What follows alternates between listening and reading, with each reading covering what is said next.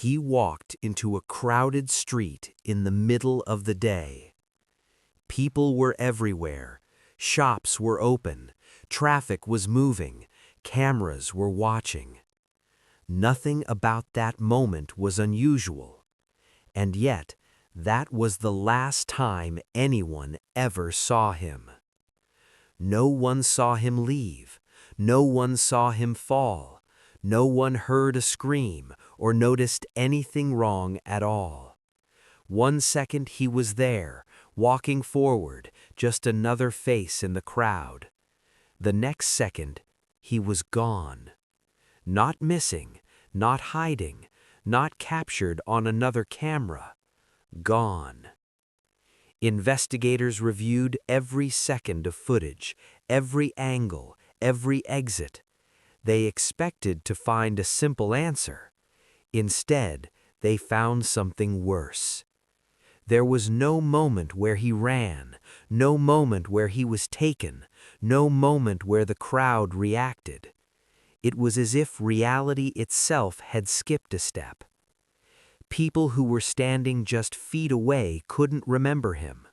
Others said they felt something strange, like a brief confusion they couldn't explain.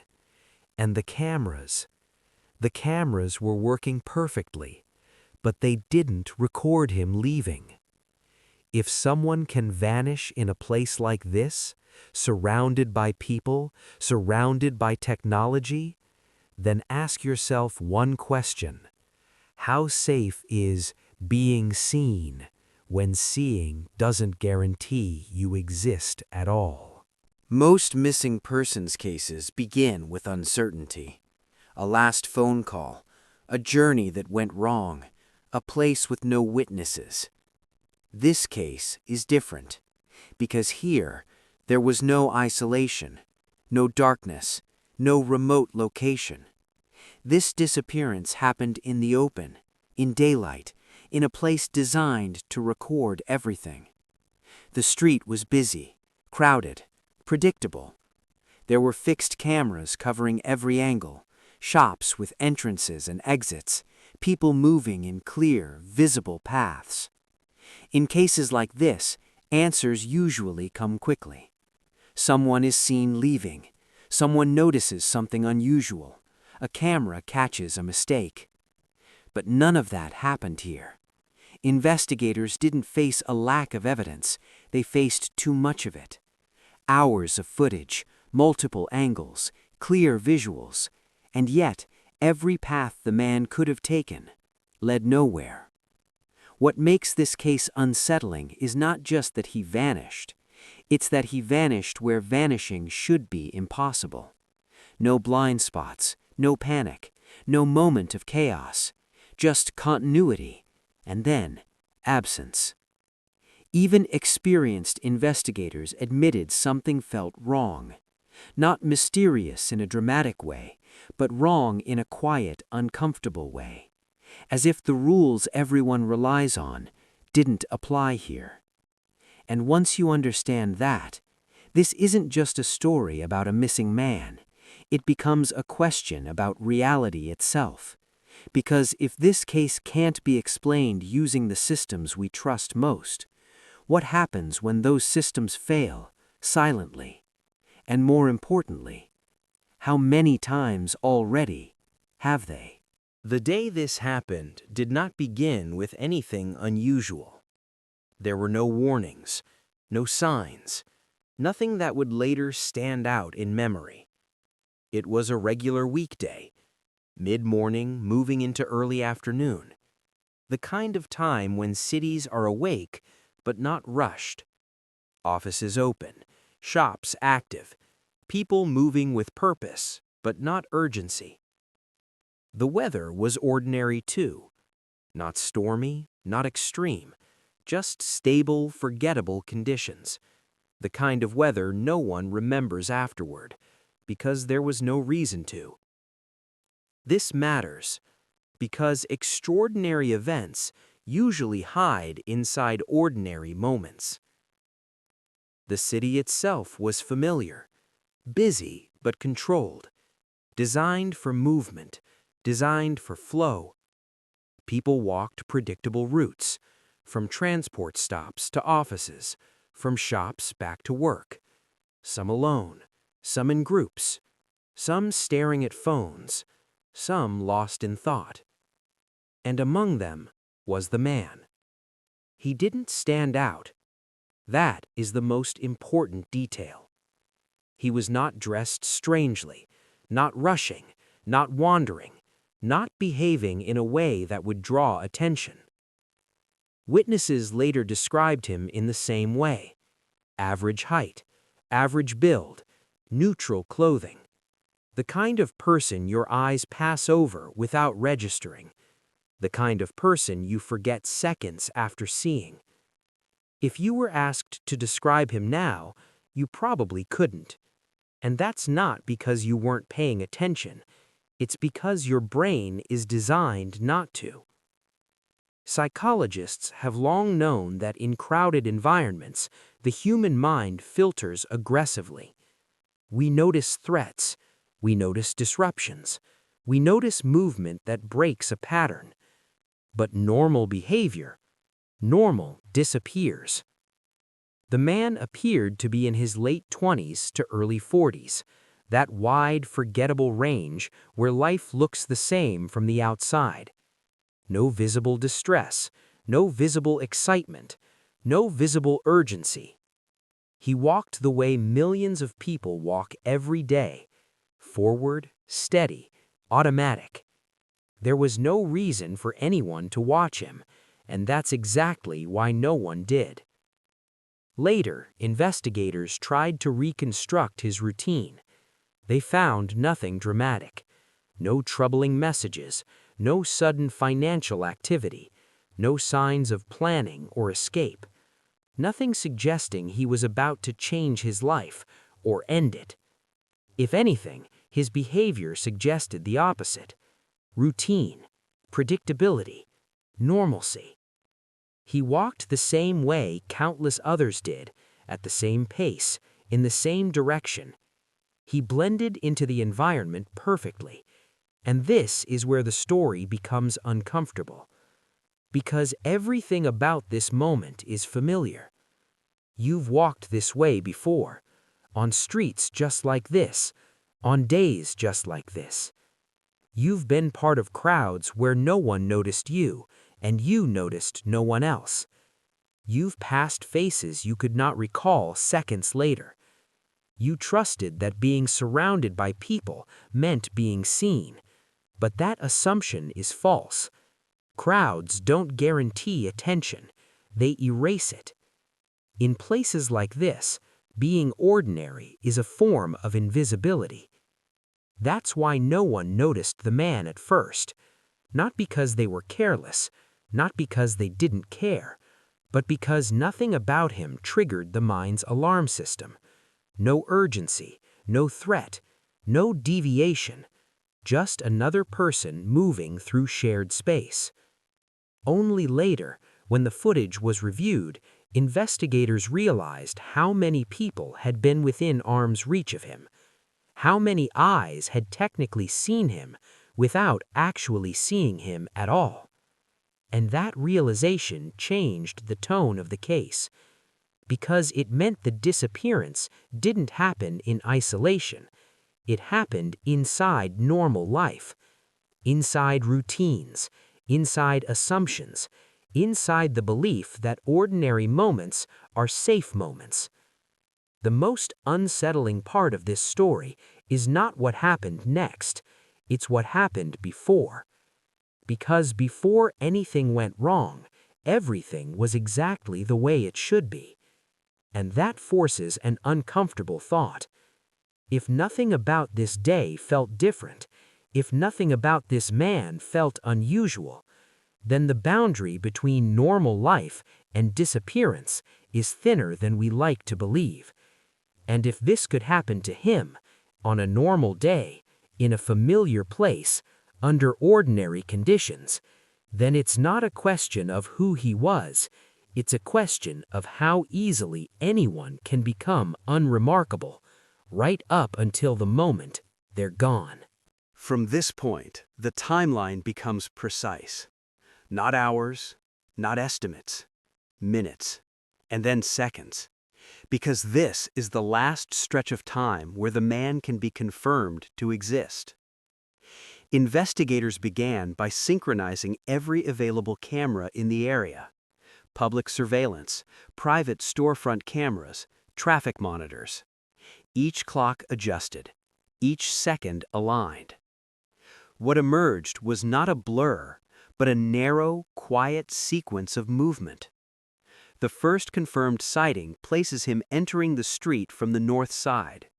Timestamp: early afternoon. He appears alone. Not talking, not on his phone, hands relaxed at his sides.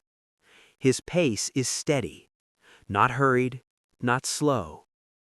Witnesses later described this pace in the same way: normal, unremarkable, like everyone else. His footsteps blend into the sound of the city, shoe against pavement, rhythmic, consistent. Step, step, step. No hesitation yet. He passes two storefronts, one with glass windows reflecting the street, another with an open entrance. Cameras catch his reflection briefly, a passing shape, distorted by glass. His head remains forward, no scanning, no searching. This matters. People planning something often look around, they check reflections, they slow down. He does none of that. At the next camera, a higher angle, he moves closer to the center of the street. The crowd density increases here. More bodies, less space. His walking pattern changes slightly. Not dramatically, just enough to adjust. A half step to the left. A pause to allow someone to pass. Then forward again. Step, pause, step.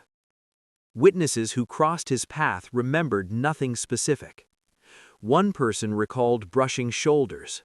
Another remembered someone stepping aside politely. No eye contact described, no words exchanged. This is important.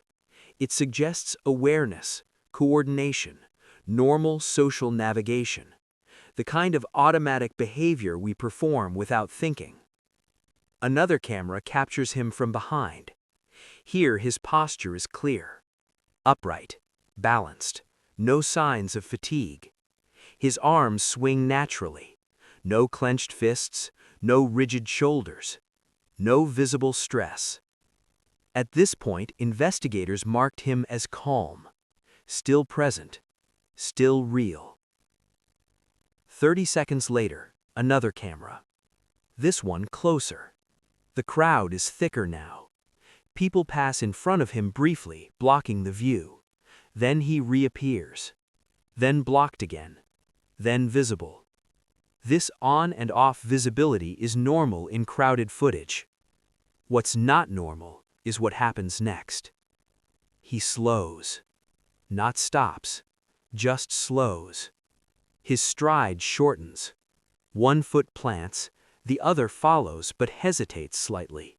Less than a second. If you weren't looking for it, you'd miss it. Investigators noticed only because they were already watching closely. The camera angle changes again. This is the clearest view. He is now near the center of the street, surrounded. People moving past him on both sides, in front, behind.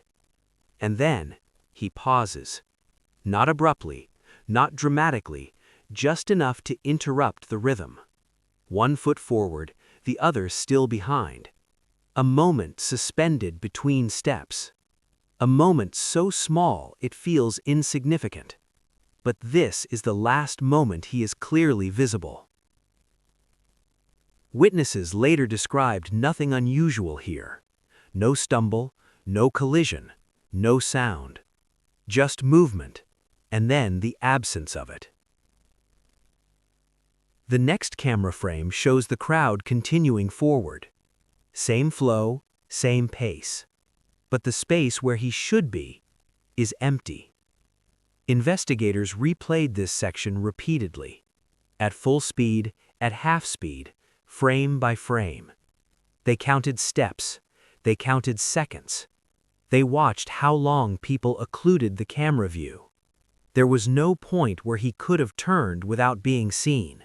No visible opening, no reaction from others, no ripple in the crowd.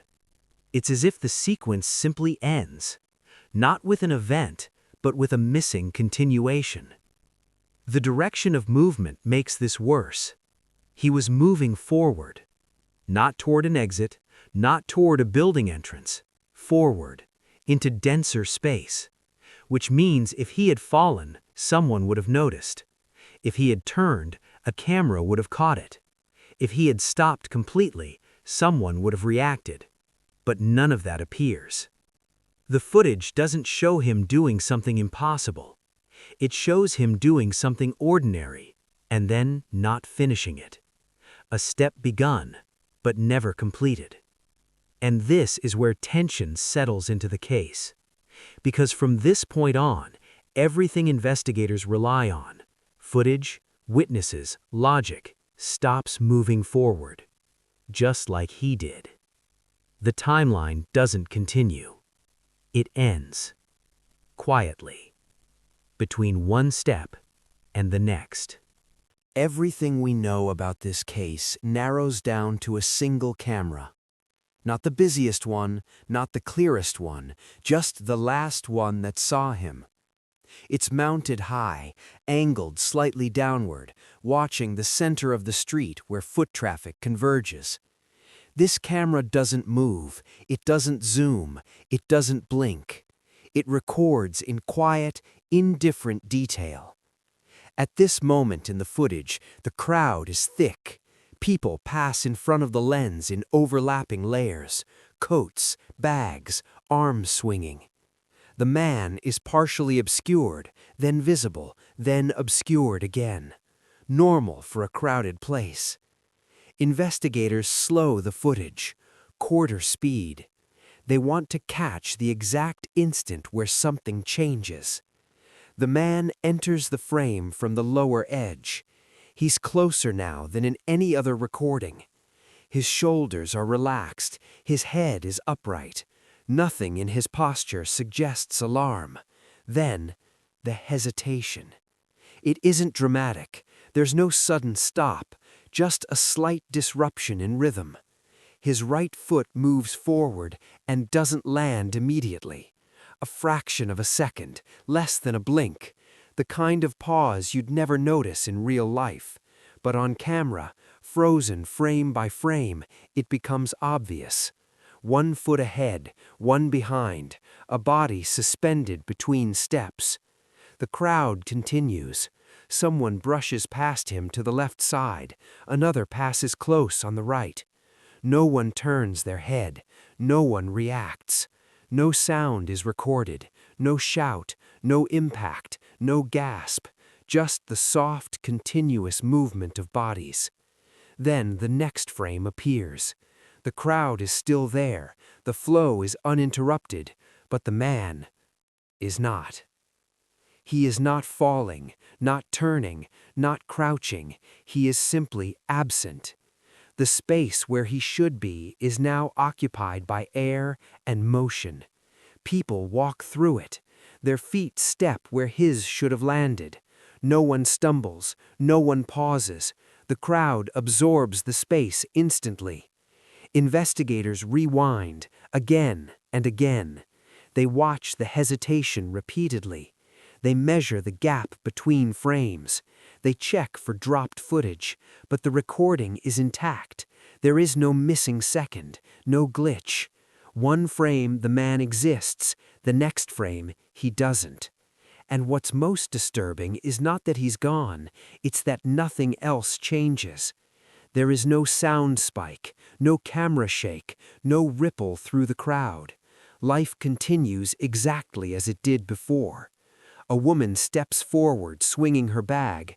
A man checks his phone. Someone laughs off frame. Normal life flows around a missing person. Investigators expected chaos, a stumble, a reaction, a disturbance. but the street behaves as if nothing happened, which means whatever occurred did not register as an event, not to the camera, not to the people, not to the environment itself. They freeze the frame, they mark the exact location, they draw outlines, they overlay previous footage, everything aligns, except him. There is no shadow where he should be, no partial form, no indication of motion away, just a clean absence. At this point in the review, the room reportedly went quiet. Not because anyone said something, but because there was nothing to say. This was the moment where explanation stopped working, where training failed, where experience offered no precedent. The footage does not show a mystery unfolding, it shows a mystery already completed. And the most unsettling part is that the disappearance is silent. No warning, no climax, no visible cause, just a step that begins and never ends. From this frame forward, he is never seen again. When the footage ended, the search began. At first, it was treated like any other missing person incident. A man hadn't exited the street. That meant he had to be somewhere. Police were notified within minutes of the anomaly being confirmed. Officers were dispatched to the location, not in panic, but with urgency. Because in cases like this, time matters. The street was secured quietly. No sirens, no crowd control. Just officers positioning themselves at the edges of the area, watching entrances, exits, and intersections.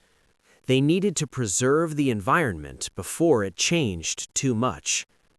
The assumption was simple. The man had stepped into a nearby building. That's how disappearances in crowded places usually happen. So they started there. Every accessible doorway along the street was checked.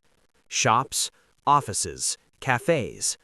Employees were questioned. Security logs were reviewed. No one remembered him entering. No one remembered seeing anything unusual. Doors had sensors. Cameras inside showed nothing. The timeline didn't break. Next, officers moved vertically. Stairwells, elevators, emergency exits. Every floor of every building facing the street was searched. Bathrooms, storage rooms, mechanical spaces. Empty. No signs of struggle, no discarded belongings, not even a dropped item. The man hadn't gone up. So they went down. Basements first, utility rooms, service corridors. Then the underground. Subway entrances, maintenance access points, sewer connections. These searches were slow, claustrophobic. Teams moved carefully, flashlights scanning corners and shadows. Underground spaces amplify sound, a movement, a breath. But there was nothing. No disturbance, no evidence. Still, the logic held. If he hadn't gone into a building or underground, he must have left the street. So, officers traced every possible exit route. Side streets, crosswalks, bus stops. Traffic cameras were pulled. Public transit logs reviewed. No matching figure boarded a bus or train. Taxi records showed nothing. Rideshare data showed nothing. Even the timing didn't fit. He didn't have enough seconds to reach any exit without being seen. That realization changed the tone. The search widened. Rooftops were checked next. Access ladders, fire escapes. Officers climbed in silence, overlooking the street from above. From that angle, the impossibility became clearer. The area was contained. There were no open paths. And yet, he was gone. Nearby hospitals were notified, emergency rooms checked. No unidentified patient matched his description. No collapse, no accident, no medical event. Then came the uncomfortable possibility that he had never left the area at all, that he might still be there. Officers returned to the street, measured distances, timed walking speeds. They stood where he vanished, looked around, tried to imagine movement, but every direction ended in the same conclusion. There was nowhere to go. Hours passed, then days. The street returned to normal, but the search didn't stop. Files were created, maps annotated, theories discussed, but the evidence didn't grow. It stayed frozen, right at the point he vanished. Every logical place was checked, every reasonable explanation tested, and one by one, they failed. Not because the search was careless, not because something was overlooked, but because the disappearance did not behave like a disappearance. It behaved like an interruption, a process that began and was never allowed to finish. By the time the search formally ended, investigators were left with an absence that could not be filled. Not with evidence, not with logic, only with a question that remains unanswered. If every logical place was checked, where did he go? Quiet, careful, observational. As the physical search came to an end, another kind of investigation began. Not outward, but inward, into memories, into timelines, into the subtle places where certainty usually lives. This was where the case grew uncomfortable, because what investigators found next did not behave like evidence. It behaved like something unstable. They began with witnesses, people who had been there, people who had passed within feet of the man. On paper, this should have been straightforward. In crowded environments, even vague recollections add up, but here, they didn't. Witnesses struggled to describe him, not just his face, but his presence. Many paused before answering. Others spoke confidently, then corrected themselves seconds later. I think he was wearing dark clothes. No, maybe light. I'm not sure. Several people said something similar. They remembered movement, but not a person. They recalled stepping aside, adjusting their path, but when asked why, there was no answer. Some couldn't remember the moment at all, not forgetting over time, but blank space, as if the memory had never formed. Investigators noticed this pattern quickly. The closer someone had been to the disappearance, the less certain their recollection became. That isn't typical. Normally, proximity sharpens memory. Here, it seemed to erase it. Then there were the time gaps. Not missing hours, but missing seconds. When witnesses were asked to reconstruct the timeline, their internal clocks didn't align. One person insisted the crowd had slowed. Another said it hadn't. One recalled stopping briefly. Another swore they never paused. But surveillance footage showed consistency. The crowd moved normally. No interruption. Which meant the confusion wasn't in the street. It was in perception. Contradictions followed. Some witnesses claimed they felt distracted. Others said time felt compressed. A few described a brief sensation they couldn't define. Not fear, not confusion, just absence, as if their attention slipped, then returned. Psychologists were consulted. This kind of shared uncertainty was rare, not impossible, but unusual at this scale, especially without a triggering event. There was no loud noise, no sudden movement, nothing to explain a collective lapse. Then came the time gaps in footage. Investigators had already reviewed the final camera. Now they widened the scope. They examined recordings from before and after the disappearance. Something subtle appeared. Not corruption, not damage, just inconsistency. On one camera, a few seconds seemed stretched. On another, a timestamp advanced normally, but the visual information felt out of sync. Nothing provable, nothing dramatic, but enough to unsettle those reviewing it. In some sequences, the man appeared slightly out of alignment with the crowd, half a step slower, half a beat delayed. Not enough to notice casually, enough to notice when you're looking for answers. And then there was what wasn't there. No footage showed him exiting the area, but more unsettling, no footage showed him failing to exit. There was no moment where the system recorded uncertainty. No camera froze, no error log triggered. From the system's perspective, everything worked perfectly, which raised a disturbing question. If the cameras recorded nothing unusual, what exactly were they responding to? Because cameras don't interpret events, they capture data, and the data suggested there was nothing to see. The psychological effects extended beyond witnesses. Investigators themselves began to report something difficult to describe. Long review sessions led to fatigue faster than expected. Footage felt repetitive, hypnotic.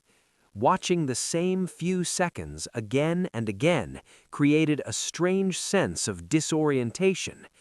One analyst described feeling like the moment refused to resolve, like a sentence without punctuation. Another said the absence felt more present than any object on screen, not in a supernatural sense, in a cognitive one. The brain expects continuity. Action leads to consequence. But here, action led to nothing, and the mind struggled to accept that. As days passed, the case resisted consolidation. Notes contradicted each other. Timelines had to be redrawn. Assumptions were challenged, then challenged again. Not because new evidence emerged, but because old evidence refused to settle. There was no single disturbing detail, no dramatic revelation, just layers of quiet wrongness, small inconsistencies that wouldn't go away, memories that wouldn't sharpen, footage that refused to explain itself, and beneath it all, a shared growing discomfort that the disappearance didn't leave behind chaos, it left behind uncertainty, the kind that spreads slowly, silently, and once it takes hold, it's very difficult to remove. Because this wasn't just a man vanishing, it was a moment behaving in ways moments aren't supposed to behave. And that realization lingered, not loudly, not urgently, but persistently, like a question no one could stop thinking about, because no one knew how to ask it properly. Reality breaking. When evidence stops moving forward, the mind begins to search for patterns, not answers, possibilities. Investigators were careful here. They understood that theories can comfort as much as they mislead.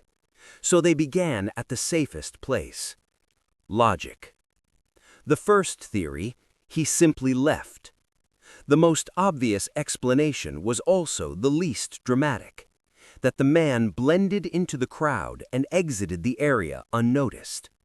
In crowded places, this happens every day. People overlap. Bodies block cameras. A single step in the wrong direction can remove someone from view.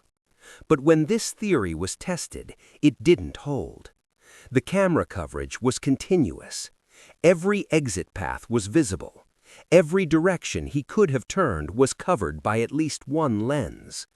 To leave the area, he would have had to pass through a recorded space. There was no such recording. Logic failed, not because it was unreasonable, but because it was incomplete. The second theory, a medical emergency. The next explanation stayed within the realm of possibility. A sudden medical event, a faint, a collapse. Perhaps someone assisted him quietly.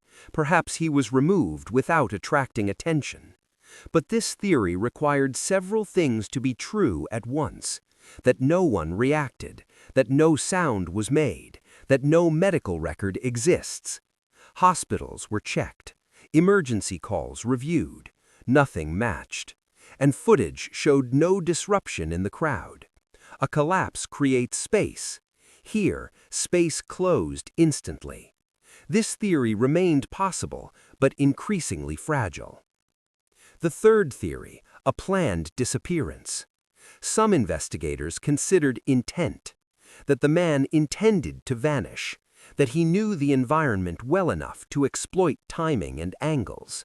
This required precision, a coordinated movement, perfect timing, and knowledge of multiple camera systems. But planning leaves traces. Preparations, communications, financial shifts. None were found. More importantly, planned disappearances avoid uncertainty. They rely on control. This moment had none. It was chaotic in its silence. This theory wasn't impossible, just deeply unlikely. The fourth theory, a psychological distraction. As explanation strained, attention turned inward, toward perception.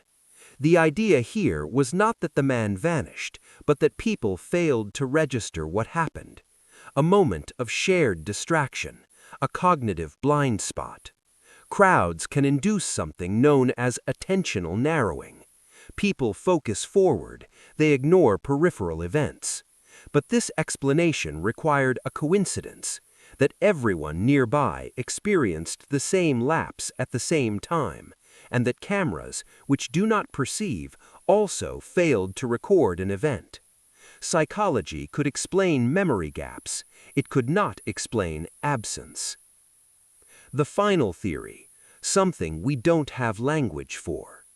At the far edge of speculation, investigators encountered an idea they were careful not to name. Not because it was forbidden, but because it lacked definition. A disruption, not supernatural, not technological, something structural, a failure in continuity, a moment where sequence breaks. This theory doesn't claim understanding, it simply acknowledges a limitation, that the tools used to explain events, movement, cause, effect, may not apply universally. It suggests the man did not go anywhere, that the process of being there did not complete. This theory offers no comfort, no resolution, which is why it was never adopted. But it could also not be dismissed, because when logic fails, and probability strains, and psychology reaches its limit, what remains is the possibility that the event does not fit the framework we use to understand events at all. No theory was ever confirmed. None could be. Each explained something and left something else untouched. And so the case remains suspended, between what is reasonable and what is imaginable. Not solved, not dismissed, just waiting for a way to be understood. After every search was completed, after every theory was considered, the case reached a point it could not pass. Not because it was solved, but because there was nowhere left to go. What remained were questions, not dramatic ones, not speculative ones, simple questions, the kind that normally have answers. Where did he go? How did he leave the frame? Why did no one notice? These were never resolved. The official case file reflects this clearly.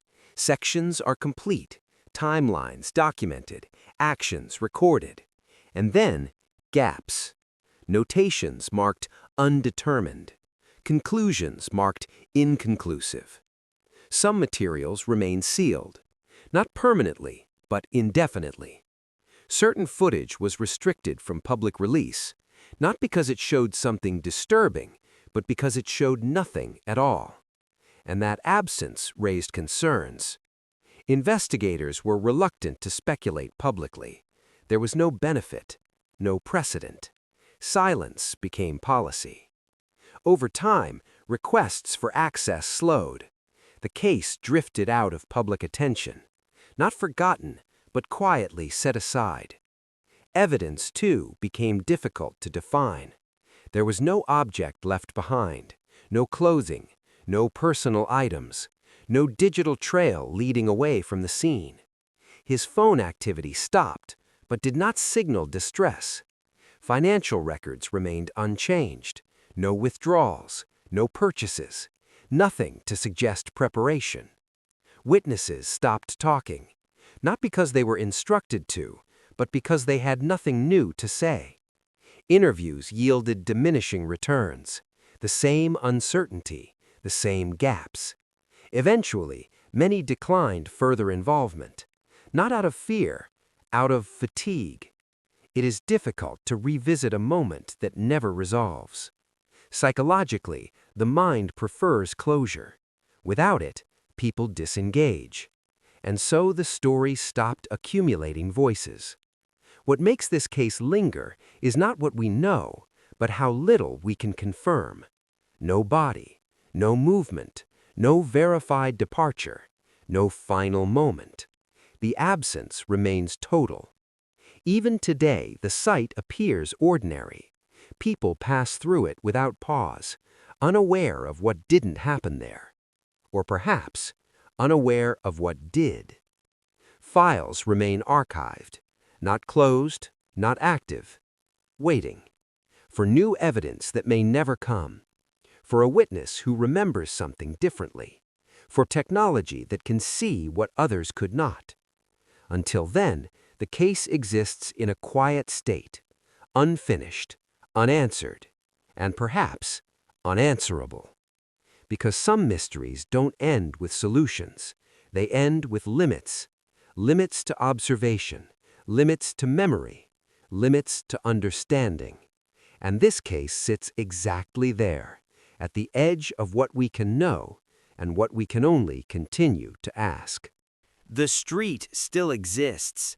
If you stood there today, you wouldn't notice anything unusual. People walk the same paths. Traffic moves at the same pace. Cameras still watch from above. The place where he vanished has no marker, no sign, no plaque. Nothing to suggest that something ever went missing there. It looks exactly the way it did before. That's what makes it unsettling. The moment didn't leave a scar on the world. It didn't disrupt routine. It didn't demand remembrance. Life continued, without hesitation. If you return to the footage, to that final frame where he appears, you'll see a man mid-step, surrounded by others, moving forward. Nothing about him suggests it's the last time he'll be seen. And then the next frame arrives. The crowd continues. The street continues. But the sequence ends. Not with an event, but with an absence. There is no explanation waiting in the future, no final report, no hidden document that resolves it all. The case doesn't end, it simply stops, which means the story never truly closes. Because unanswered questions don't fade, they linger, quietly. Every person who walks through that street now occupies the same space he did. They step where he stepped. They paused where he paused, unaware. And perhaps that's the most unsettling thought of all. That disappearing doesn't require darkness, or isolation, or chaos. It can happen in the middle of ordinary life, in places designed to see everything. If this could happen once, how many times has it already happened?